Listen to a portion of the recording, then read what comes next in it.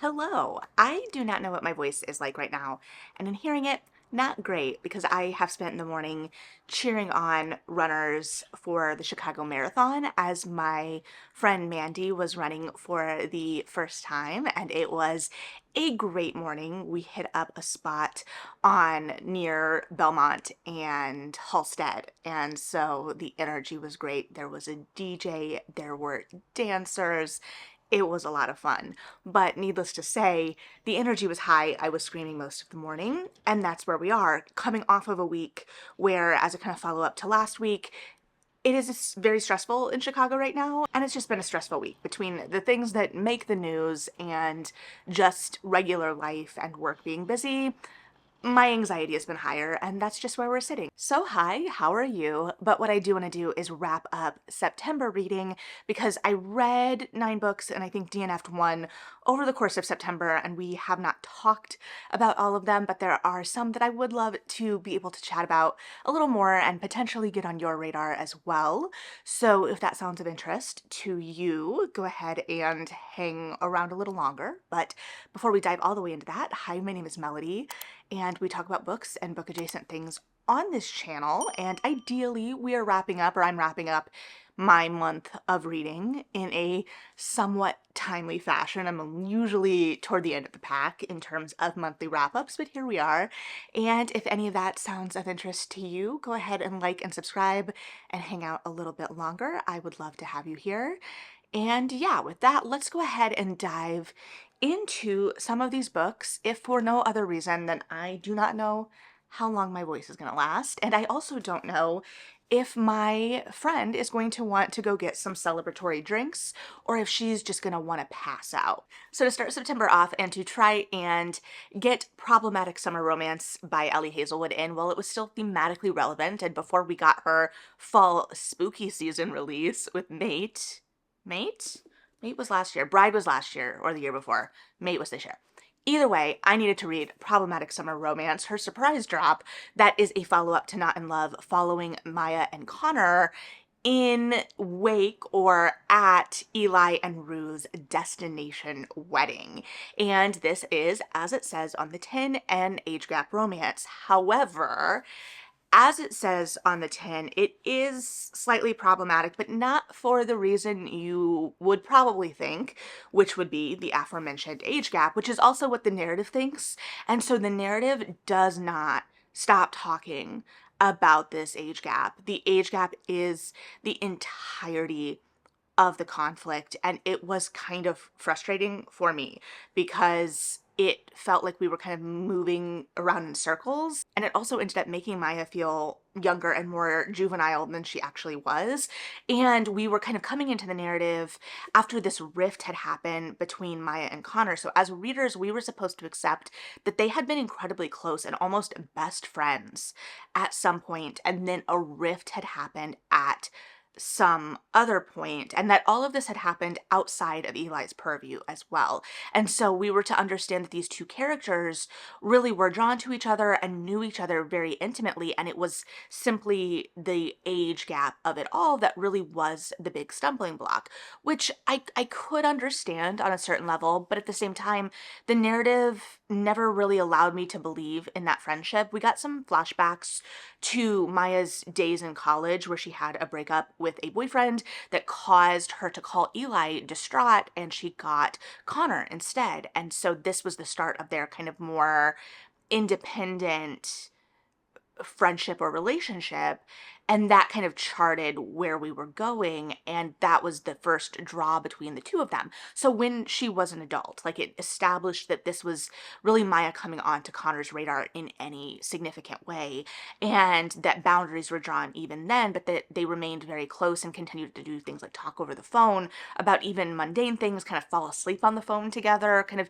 just live their lives together over the phone. However, even though there was that initial spark and attraction between them, it again never let me feel that relationship deeper than that kind of initial attraction in a way that was incredibly frustrating for me. I still had a good time because of Hazelwood's writing, but it does not rank at the higher end of my Allie Hazelwood kind of tier ranking by any means.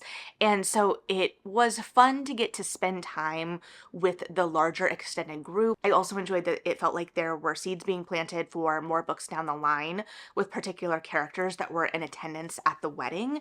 But I just never bought in to Connor and Maya as a couple as much as I wanted to. In fact, I read this around the same time that Man's Best Friend by Sabrina Carpenter dropped, and instead I found myself more tickled by the parallels between that album and this book rather than anything, and really think that My Man on Willpower is the soundtrack for this book. But nevertheless, it is a kind of fun, frothy time, but I do think that I made the right call in reading it when I did, because I don't think that it would have kind of lived the magic of the summer ambiance of it may have lived for me past the actual summer months with it, but I don't know. And then I read via Kindle Unlimited, though it has since been taken out of Kindle Unlimited. This was just a book I had stashed in there for a while, I think, and I've been on kind of a historical romance run recently, and this was the start of the more recent run. I feel like we've got dips in and out of it, but we do have a pretty historically romance heavy kind of wrap up. I don't know if it extends or is all of September necessarily, but it feels like I have really been finding comfort in historical romance recently, as well as trying to get caught up. And this is kind of getting caught up in a series that I definitely didn't have on my radar high enough. We had read Butterfly Swords by Jeannie Lynn in my romance book club a couple of years ago now. I don't know, but I haven't been as good about swinging back to the rest of her backlist despite enjoying that book. And so I read The Jade Temptress, which is the second in the Pink King Lee mysteries. Now, notably, I have not read the first in the Pink King Lee mysteries series. I just saw this pop up on my recommended on Kindle Unlimited and downloaded it. And so there is backstory that is carrying over from the first book to this book, but it's done in a way where I, as someone who, again, has not read the first book, could keep up, but it was evident that that first couple was there. And after I finished this book, I definitely wanted to go back as well as binge the rest of the series, as some of the other characters were evident. And I did kind of like peek to see who that I had come in contact with was getting their own books, because I had a lot of hopes. And I think that everyone I hoped for does get their own book. So I do need to track them down. I think they have maybe moved to Kobo, like the Kobo Unlimited program.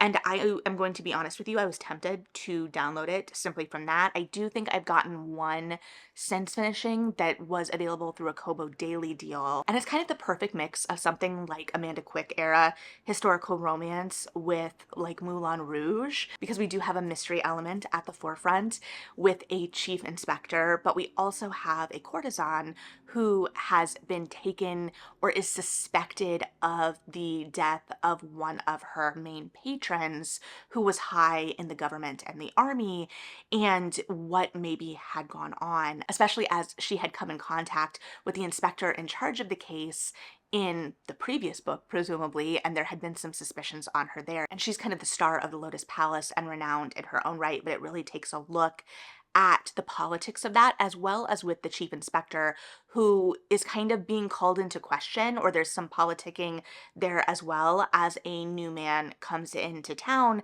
and kind of tries to throw his weight around, as well as he has clearly come in contact with Mingyu in the past and has kind of held some admiration is not the right word, but feels some kind of possessiveness over her, especially now that her main kind of patron is no longer in the picture. And so there is some tension there as well, especially as Mingyu and the inspector are growing closer. This one was a little slower to get started as I kind of acclimated myself to the world, and it's just a little bit of a slower world as well in terms of the development of the romance. We get there, but we very much kind of live in that kind of distrustful stage for a period, and then it's more the kind of you're upsetting my world and the longing glances and some grazing touches that then further develops. But we also have these really high stakes politically, really, for both of them as they're navigating very high stakes in the world, whether it be kind of where our inspector is being distrusted within his work and some of the politics of that chain of command, as well as Mingyu, who is really questioning her position in the Lotus Palace as she is the favorite and also is desiring something different for her life while also reckoning with, the debts that she has acquired in kind of the world of that as it exists, and just if and how she is even able to break free from this world, the relationship she had with the wife of her former patron, and that kind of verbal sparring and the things that are said in the unsaid. All of it was just really masterfully done, and the pacing was really excellent, especially because, I mean, it's hard to get a full sense for me of how long exactly a book is within a KU or like a digital copy. Let me see the page count. It was around 384, so it was a full length, which is notable for me because the other book I had read from Jeannie Lin was a category, and so being able to see how she handles different pacing was really fun as well, and I definitely need to go back and read the rest of this series. And then an unofficial start to spooky season with a nonfiction title. I listened to Bad Company, Private Equity, and the Death of the American Dream by Megan Greenwall.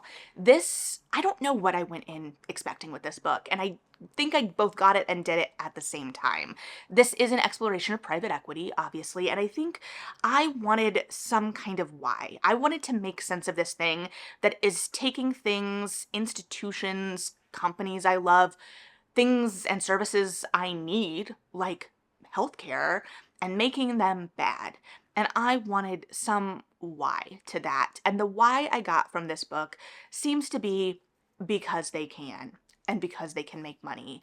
And so this and the form of this book, I don't know if it was exactly what I expected, because I wanted some like deep dive into that. And I don't know that it's that easy or that kind of comprehensible in a straightforward narrative.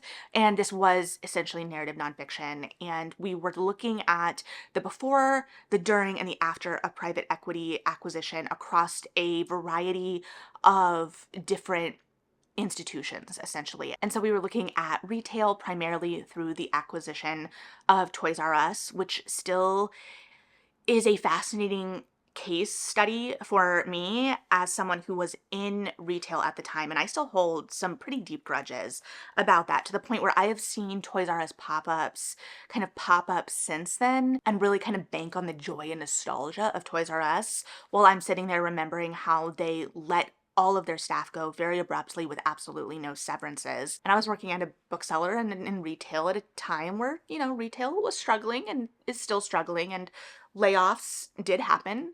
And I, was impacted by a layoff at one point, and it was really hard. But I, at the same time, at least had some kind of severance to fall back on. So I can't even imagine the not having that. It also looks at healthcare, which is very front of mind for me as my brother has a chronic illness with Crohn's disease, and he requires regular treatment for that is necessitated by healthcare and would be financially devastating to a point I don't know that I can even fully comprehend without certain protective measures in place in regards to insurance and also, availability of healthcare being easily accessible. It also looks at things like housing and journalism. And so it's really looking at things that are really baked into our existence and impact us on the day to day, whether we really kind of recognize it or not, and looking at how these things that we trust to work in our lives in many cases are being made worse purely out of greed and speculation. And so it's more kind of long form investigative journalism, which I do think is the background of the author, again, as we're looking at the kind of before, during, and after of it all. But I also think there was a lot of value in compiling these different experiences across a myriad of industries into one place and looking at the commonalities and looking at the way that experts and industry experts, especially within the healthcare section, are being ignored and flat out lied to at certain points, especially when things like care and patient care comes into play. So it was really harrowing and frankly terrifying as we are kind of looking at this corporatization of every sector of our daily lives and the removal of a lot of these protections that we have, or at least I have, in some sense, taken for granted. So yeah, not to be even more of a bummer, but I also think that it is an important thing to recognize. And I also believe there are very, very strong ties to our current moment and private equity and this kind of push by those that have a lot to get even more, and the way it is decimating everything around us in the process. And then I read The Bewitching by Sylvia Moreno Garcia, which we did do a dedicated Feature Friday on, so I will try not to wax on too long about this one. But this is her newest novel that returns to her supernatural inclinations, this time following witchcraft through the lens of three different timelines that all kind of tied back to a timeline in the 90s in which a young woman is doing her dissertation on a particular novel that involves witchcraft. But at the same time, it kind of ties back to how a lot of her conception of witchcraft goes back to the stories her grandmother used to tell her. And we are kind of brought into the story by one such invocation of that story. So it's kind of her grandmother telling us all a story as well. And then getting her grandmother's timeline and story. And then also the timeline of the novel Minerva is studying and what exactly was going on there. And there is a lot to be afraid of in this book. Whether it's actually the witches or not is yet to be determined. I mean, it's kind of determined, but especially in the historical timeline with Alba, there are some fears kind of closer to home that are kind of explained or encased in this exploration of witches. But this novel really is interested in returning witches to the thing to be feared, or into a thing to be feared, and kind of seeing the return of that in some ways as we have kind of reclaimed the idea of witches over the years, and witches being kind of more maligned and misunderstood, and the power of witches in narratives as well, which I also love. But I think it was The Year of the Witching was one of them, at least, and that was Alexis Henderson's debut from 2020 that blew me away. And I think in that one I was tickled by the idea of the witches being something to be feared, and the kind of return and the novelty of that in wake of the more modern explorations. And so this definitely took a similar track. I don't know if it would be my favorite Sylvia Moreno Garcia, but it definitely has all of my favorite Sylvia Moreno Garcia elements. So I absolutely enjoyed myself and had a great time, even again as there were those pieces that were kind of holding me back because it was definitely unsettling, but again, it was all purposeful. And then I read Moderation by Elaine Castillo, which we also had a dedicated Feature Friday on, and what an absolute surprise and delight of a book for me. I absolutely loved this. It was a much quieter book, I think, than I was expecting, but I loved it. It was almost kind of a literary romance, which I know held back some reviewers and readers, but I think, like I said in my Feature Friday, that it really worked in concept of the character explorations at hand, because we were following Girly, which is not her real name, rather it is her content moderation name, and she is a content moderator, and she's also Filipina and the oldest daughter and oldest cousin in her family that has been facing some struggles related to money since the housing crisis of 2008. And so we're kind of exploring within the context of this some trauma that she has faced in her past that's not named outright, but the way she has kind of hidden herself behind these different layers, and the kind of layers of the narrative as well, as we are exploring alternate reality and content moderation, and the story is set in Vegas. And so again, all these iterations and layers of how we present ourselves and who we are, as well as this kind of seedier underbelly underneath the glitz and glamour. And so she has been a content moderator, and she has a particular content specialization that she moderates that is pretty disconcerting, and the novel starts us pretty in your face about the realities of content moderation and kind of tries to jar and shock a little bit in that. However, that really does kind of fade away in the course of the narrative, but I think it was important to kind of shake us out of our complacency and recognize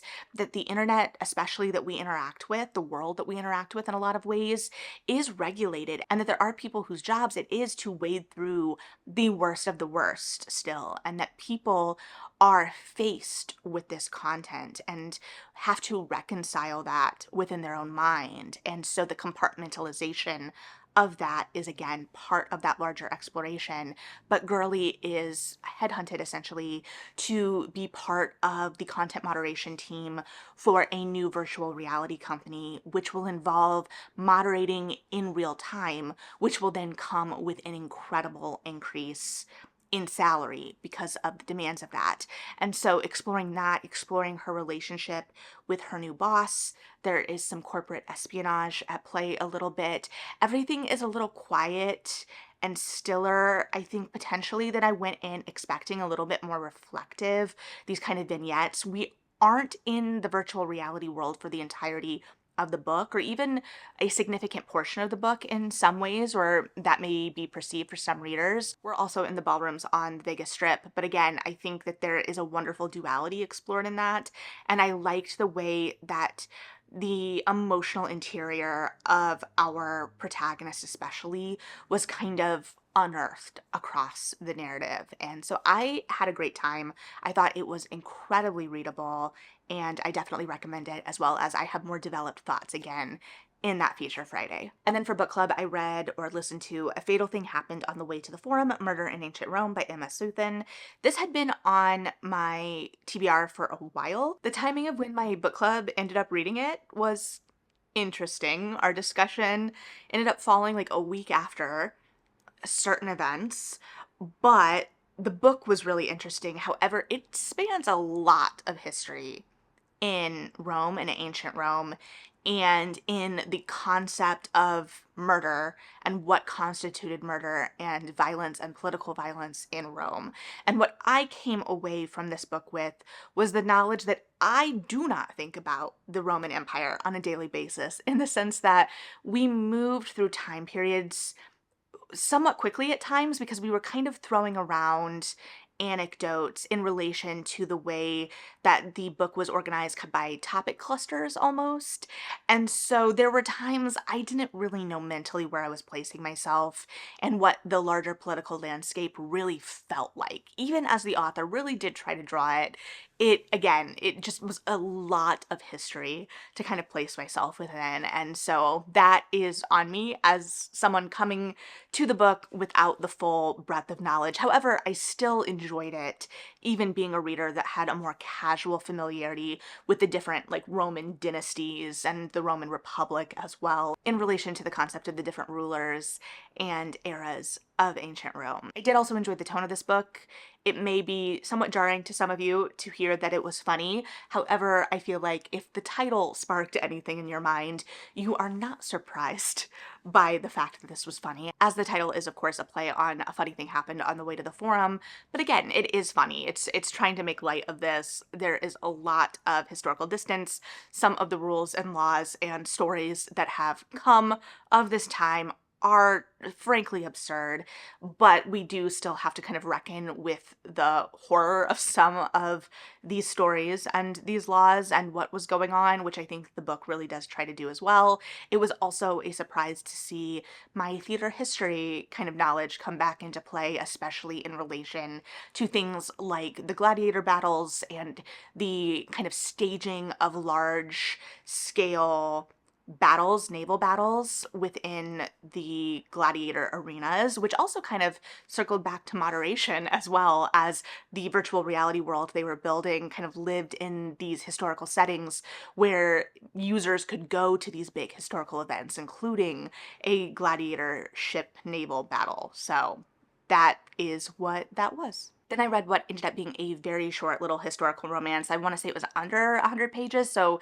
kind of novella. It was A Reticule for Scandal by Cecilia Renee, and again, I just found this recommended to me on Kindle Unlimited and thought I would give it a shot. I really liked the voice of this author, who I'd never read before, but it was just a little too short for me because it felt like it had all of the instincts of things I really love about a historical romance, but it had to smush them together so quickly that a lot of the emotional resonance didn't have time to kind of build out, as it involved a hero who had recently inherited a destitute estate, and he was offered a reward for some reason is very hard to say right now, from Prenny, from getting a reticule, securing a reticule that had proof of some kind of his infidelity, basically, or that he'd had a marriage prior. And so with a friend, Ambrose has to go back to a community he never planned to go back to, as Patience lives there, and he had planned, or they had been engaged, I think he'd planned to propose, only for that to fall through because he thought that she was promised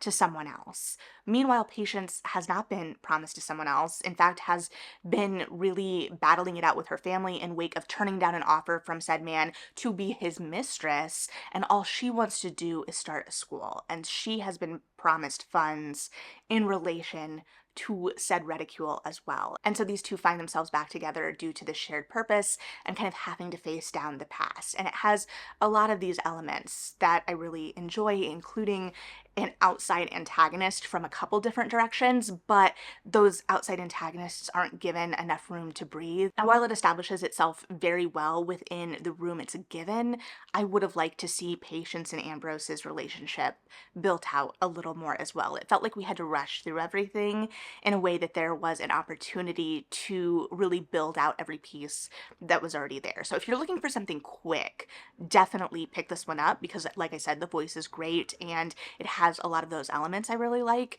I just would like to see what this author could do with something a little longer. And then I read Ladies in Hating by Alexandra Vasti, which we've also done a Feature Friday on, and I absolutely loved. Alexandra Vasti has been a delightful discovery this year, as I have read through, I think, almost everything, barring one novella she's put out, and I'm excited to get so much more. I think we do have a confirmation of a book next year, so very exciting.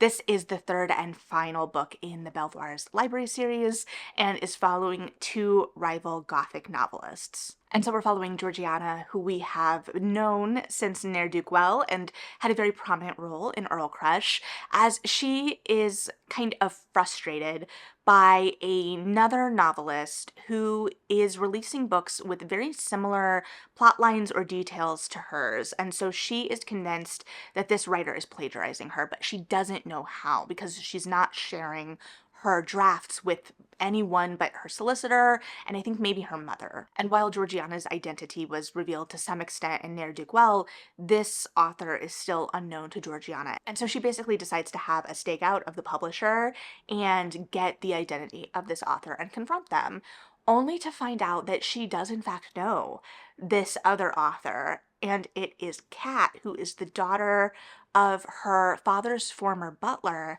and even more importantly, Georgiana's first crush. And Kat, our other point of view character and our love interest, obviously, is not thrilled to be accused of plagiarism because, spoiler alert and plot twist, she has not been plagiarizing Georgiana at all. And in fact, she finds it incredibly offensive that she would be accused by this lady of plagiarism, as if she, as a working woman who is also holding down another job, at least one other job, is not capable of coming up with her own thoughts or these plots on her own. I actually particularly enjoyed that piece. And so in wake of this, through circumstances that do reveal themselves, both of these young women find themselves in this remote Gothic mansion working on a new book. And so they have decided to kind of try to stay out of each other's way in wake of this until things become further complicated, not just by feelings, but by a potential murder. And so the mysteries continue to abound. However, the emotional heart of this is just as good as all of Vasti's others. I love the kind of longing that she's able to really distill, and it's kind of a similar shade to what we get in Earl Crush, but different at the same time. This inability to name the thing you want for fear of not getting it or not being worthy of it in whatever way. Here with Georgiana, we have this fear that is kind of justified in some ways in relation to what we saw her go through in Ne'er-do-Well, well, and I am glad I swung back for it. You can absolutely read this on its own,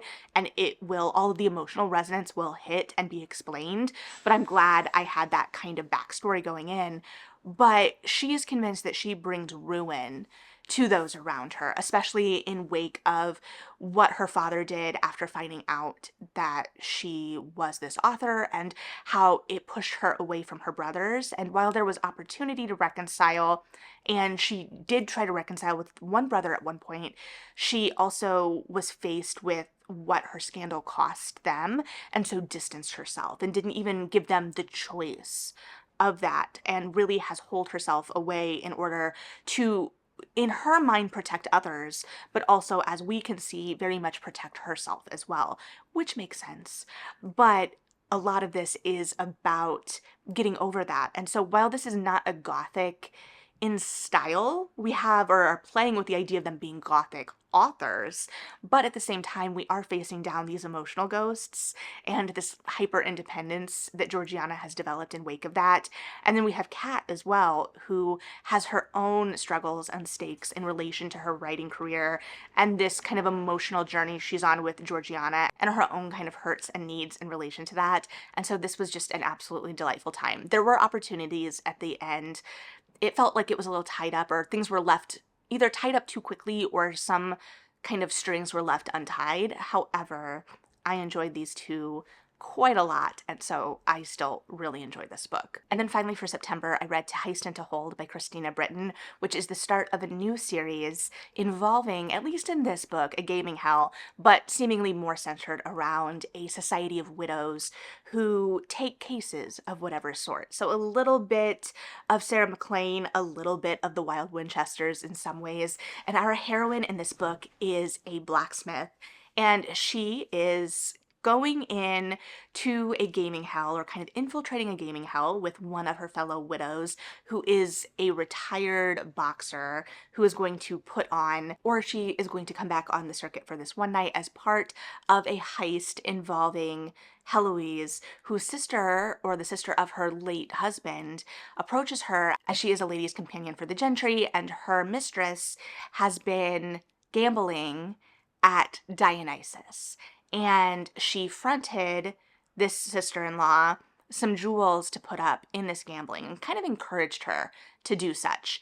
And the jewels were lost, and the house claimed that they never existed. And so her employment and livelihood and reputation is tied to getting these jewels back. And this has become Eloise's focus. She is going to infiltrate this club, even if it means seducing the owner of said club, which just happens to be Ethan, who at the start of this book is starting to hear rumblings, or his man is telling him of rumblings of the club of Dionysus being dishonest or cheating its players, which has him rather upset, as there had been something that had happened in the year or so prior with his brother, his late brother, that involved some kind of duplicity and cheating of the club, and there is some betrayal linked to this for Ethan that stings still.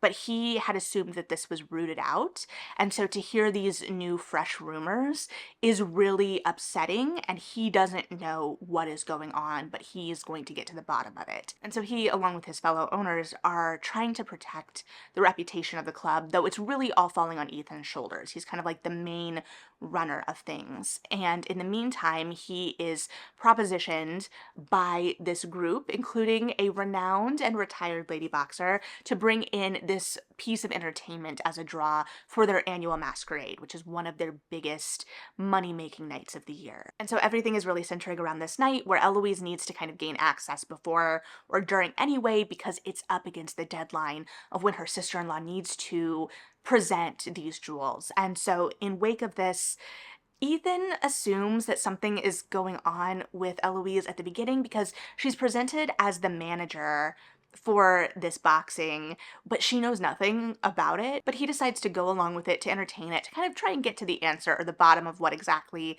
is going on. However, attraction builds very much between the two of them, and beyond that, feelings start to develop, even as Eloise is incredibly conflicted, because she still has to basically betray this man she's growing attached to in order to save her sister-in-law. Now you might be asking, Melody, why does she have to betray this man she is growing attracted to? Why can't she just ask him the question? I mean, it's a solid question, but she doesn't know still if he is involved in this at all. And so she can't fully trust him, even as she wants to believe that he is not involved in it.